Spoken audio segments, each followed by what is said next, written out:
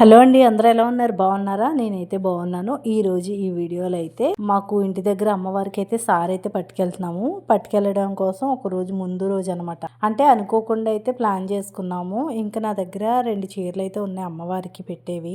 ఇంకా చీరలు ఇక్కడ సెలెక్ట్ చేస్తున్నాను. ఏది బాగుంటుంది ఏంటనేది చూస్తున్నాను. ప్లీజ్ ఈ వీడియో ఎక్కడ స్కిప్ చేయకుండా చూడండి, చివరి వరకు చూడండి. ఇందులో గివ్ అవేకి సంబంధించిన మీకు ఒక క్లూ అయితే ఉంటుంది. గివ్ అవే అయితే ప్లాన్ చేశానని చెప్పాను కదా, ఇంకా క్లూ ఏంటనేది అయితే ఇక్కడ మీరు పూర్తిగా చూడండి. ఎక్కడ ఉంటుంది అనేది చూసి నాకు కామెంట్ చేయండి. ఫస్ట్ ఎవరైతే కామెంట్ చేస్తారో వాళ్ళకి మంచి గిఫ్ట్ అనేది ఇస్తాను.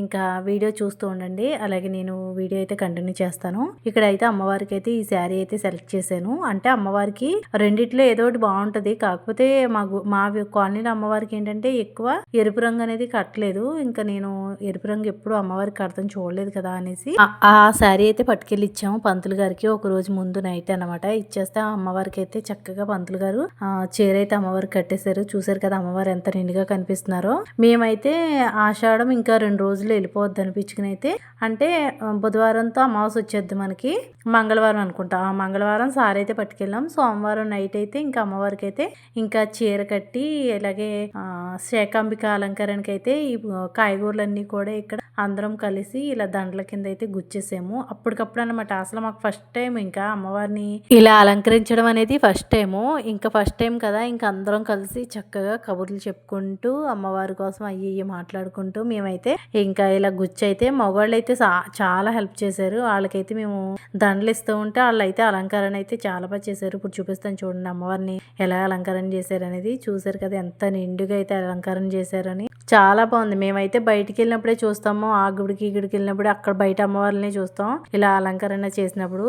మాకు ఫస్ట్ టైం మా కాలనీలో అమ్మవారిని ఇలా అలంకరణ చేసేసరికి చాలా ఆనందం అనిపించింది. ఇలాగే ప్రతి సంవత్సరం అమ్మ చేయించుకోవాలని అయితే మనస్ఫూర్తిగా కోరుకుంటున్నాను నేను. ఈ ఆలోచన నాకైతే వచ్చిందండి. అమ్మవారిని ఇలా అలంకరణ చెయ్యాలన్న ఆలోచన అయితే నాకే వచ్చింది.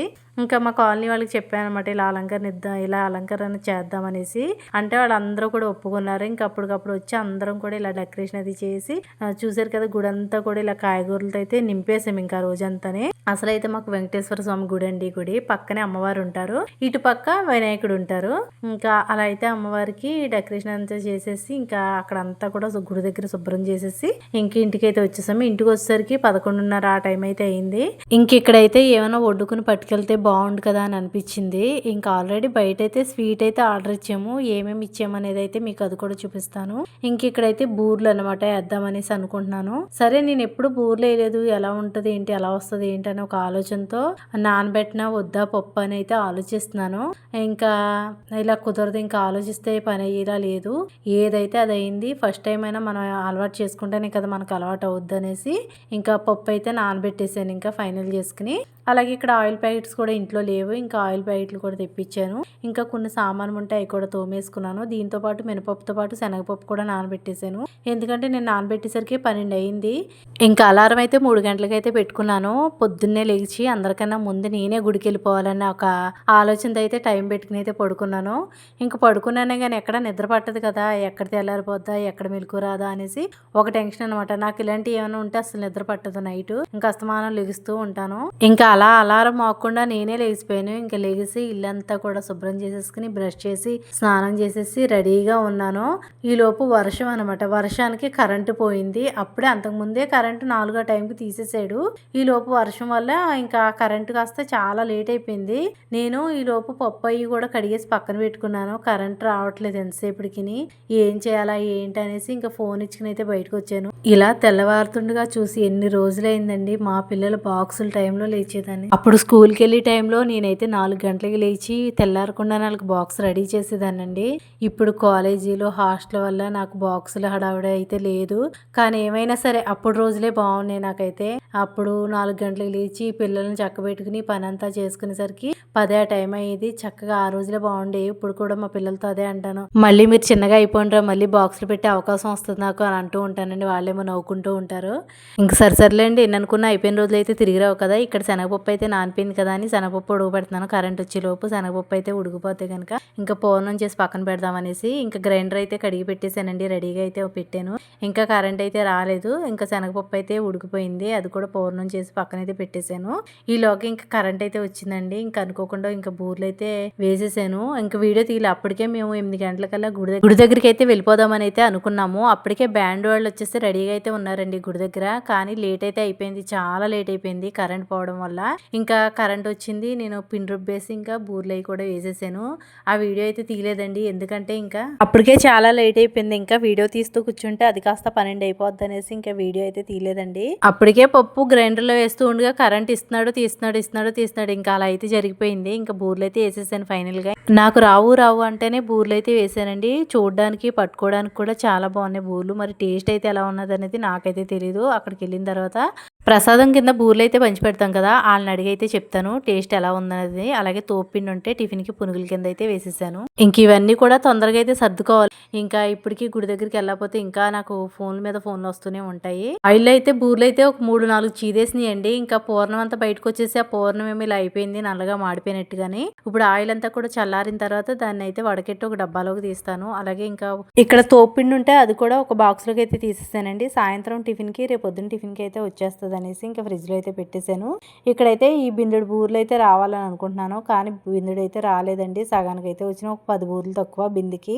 ఇంకా నేనేమనుకున్నానంటే నేను ఇచ్చే స్వీటు ఈ బూర్లు కలిపి ఒక కావిడ అవుతాయిలే అనుకున్నాను, కానీ బిందెడు అయితే అవ్వలేదండి. 45 బూర్లకి ఒక 5 బూర్లు అయితే పోయినాయి. ఇంకొక 5 బూర్లు అయితే ఫోటోల దగ్గర మా పెద్దవాళ్ళ ఫోటోల దగ్గర పెట్టగా 35 బూర్లు అనుకుంటా ఉన్నాయి. అన్ని కలిపితే బిందెడు అయితే అవ్వలేదు. ఇంకా ప్రస్తుతానికైతే ఇలా పక్కనైతే ఇంకా బూర్లు అయితే ఇలాగా వేసి పక్కన పెట్టాను. ఇంకా తర్వాత సర్దుదాం అనేసి ఇంకా టిఫిన్ అయితే చేసేస్తున్నాము మా వారు నేను కూడానే. ఇంకా చట్నీ అయితే పుట్నాల చట్నీ ఉంటది కదా, ఆ చట్నీ చేశానండి. ఈ మధ్యన అసలు చట్నీ నచ్చట్లేదు నాకు.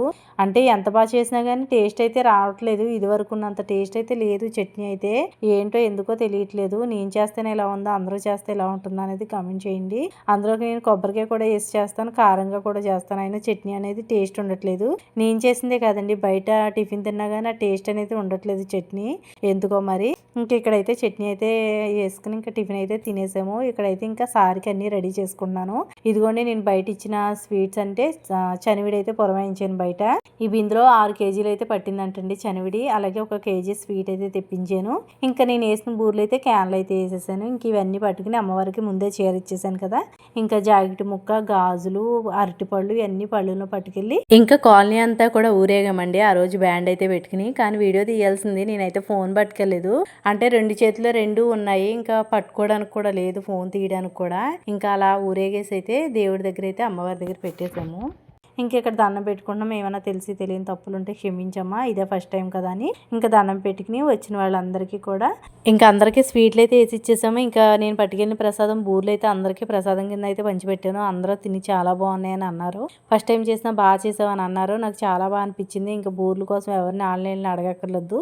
అమ్మవారికి శాకాంబిక అలంకరణ చేసాం కదా, ఆ కాయగూరలన్నీ కూడా తెల్లారి వండించి మా కాలనీ మట్టికి భోజనాలు అయితే పెట్టుకున్నామండి. చాలా చాలా బాగా జరిగింది. అమ్మవారి అలంకరణ, సారే, భోజనాలు అన్నీ కూడా బాగా జరిగాయి. చూసారు కదా, ఈ వీడియో మీకు ఎలా అనిపించింది అనేది కామెంట్ చేయండి. అలాగే వీడియో కనుక నచ్చితే తప్పకుండా లైక్ చేసి కామెంట్ చేసి షేర్ చేయండి. అలాగే నేను ఇచ్చిన నెంబర్ ఎక్కడున్నది ఏంటి అనేది నాకు కామెంట్ చేసి చెప్పండి. తప్పకుండా మన ఛానల్ సపోర్ట్ చేయండి. మీకు మంచి మంచి గిఫ్ట్స్ అనేవి ఉంటాయి. మన ఛానల్ని ఇలాగే సపోర్ట్ చేస్తూ ఉండండి.